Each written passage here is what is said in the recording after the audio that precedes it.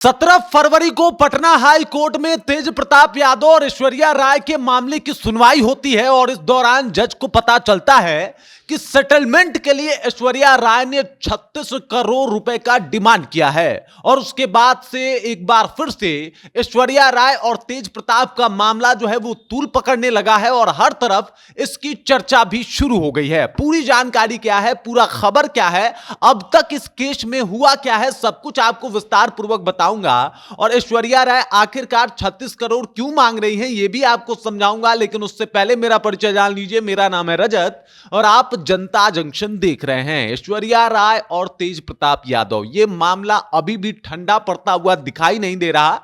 हालांकि ये इस मामले की शुरुआत 2019 से होती है या फिर एक साल पीछे चले जाइए 2018 से, जब ऐश्वर्या राय की शादी तेज प्रताप यादव से होती है। उसके एक साल बाद आता है 2019 और 2019 में ही चंद्रिका राय जो कि ऐश्वर्या राय के पिता हैं और लालू यादव के समधी थे, वो छपरा से चुनाव लड़ते हैं, वहां से चुनाव हार जाते हैं लोकसभा का और उसके बाद से घर में एक अलग ही कलह का माहौल बना होता है। और उसी दौरान ऐश्वर्या राय राबड़ी देवी के ऊपर यह आरोप लगाती हैं कि उन्होंने बाल से खींच के मुझे मारा पीटा और यही नहीं, राबड़ी देवी के गार्ड ने भी मुझे मारा। और इस आरोप के बाद एकदम से अलग माहौल हो जाता है, हर तरफ इस खबर की चर्चा जो है वो शुरू हो जाती है।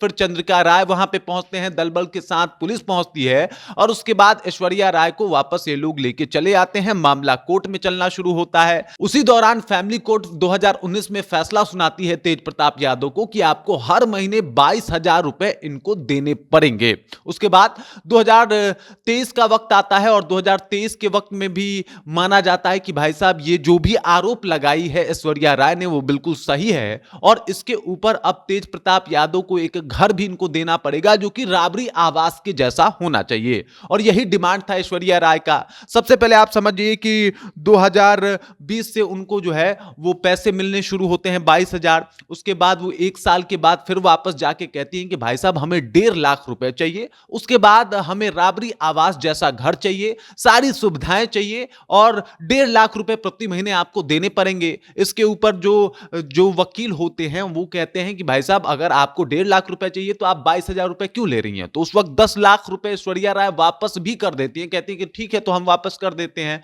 और वो पैसे जो ली होती हैं वो वापस कर देती हैं। मामला फिर से आगे बढ़ता है और उसके बाद आपको बता दूं कि वो लगातार इस मामले का जो है वो जिक्र करती हैं। फिर एक आवास की बात आती है तो आवास दिया जाता है उन्हें 2023 में, जिसमें वो जाती ही नहीं है क्योंकि वो 3 BHK था और वो गोला रोड में था। वो कहती हैं कि भाई साहब हमें यहां नहीं जाना है, आपको हमें जो है इसके पूरी में आवास देना पड़ेगा और बेहतर आवास देना पड़ेगा, वो भी आवास जो कि राबड़ी देवी का आवास है वैसा आवास देना चाहिए। और इसके लिए एक पिटीशन दायर करती हैं, आपको बता दूं 10 जून 2024 को, और इसके ऊपर सुनवाई शुरू होती है। इसी दौरान मामले को सेटलमेंट कराने के लिए अलग अलग जगहों पे लालू यादव समेत उनकी पूरी फैमिली जो है अलग अलग होटलों में बैठती है, पटना जू में बैठती है। और इसी दौरान ऐश्वर्या राय की तरफ से डिमांड किया जाता है कि अगर मामला को सेटलमेंट करना ही चाहते हैं आप लोग तो 36 करोड़ रुपए आप हमें दे दीजिए, मामला जो है वो पूर्णतः सेटलमेंट कर दिया जाएगा।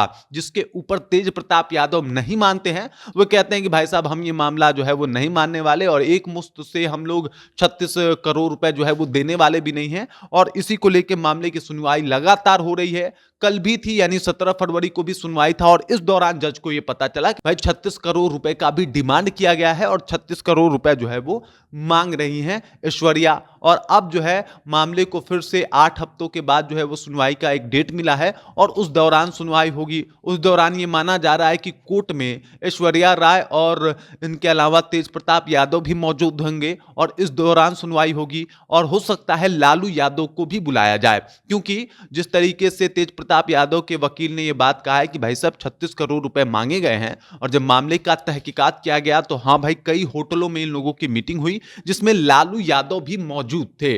तो मतलब ये जो मामला है वो एक बार फिर से तूल पकड़ता हुआ दिखाई दे रहा है। ऐश्वर्या राय का कहना है कि भाई साहब इन्हें न्याय नहीं मिला, इंसाफ नहीं मिला और इंसाफ इनको हर कीमत पे चाहिए और इसके अलावा इनको कीमत भी चाहिए क्योंकि ये चाहती हैं इसके पूरी में एक अच्छा खासा आवास हो, वहां पे जो राबड़ी देवी की सुविधाएं होती है लिए उसी तरीके की सुविधाएं हो, यानी नौकर चाकर हो, एक कार हो, एक ड्राइवर हो, इस तरीके की आधारभूत सुविधाएं होनी चाहिए। 1.5 लाख रुपए मिलने चाहिए। ये तो उन्होंने 10 जून 2024 को ही बताया था कि ये सारी चीजें इनको चाहिए, और अब 36 करोड़ रुपए भी मांगे गए हैं। इसको भी लेके बातचीत जो है एक बार फिर से शुरू हो गई है कि आखिरकार ऐश्वर्या राय ने 36 करोड़ रुपए कोर्ट से अलग हटके सेटलमेंट के लिए मांगे हैं। बाकी इस खबर, इस जानकारी को लेके, इस बात को लेके, और ऐश्वर्या और तेज प्रताप का मुद्दा एक बार फिर से बढ़ने लगा है इस बात को लेके, वो भी बिहार विधानसभा चुनाव से पहले। इसका चुनाव पे भी खासा असर पड़ सकता है। इसको लेके आप क्या सोचते हैं? आपके जहन में क्या कुछ चल रहा है? कृपया कमेंट कीजिए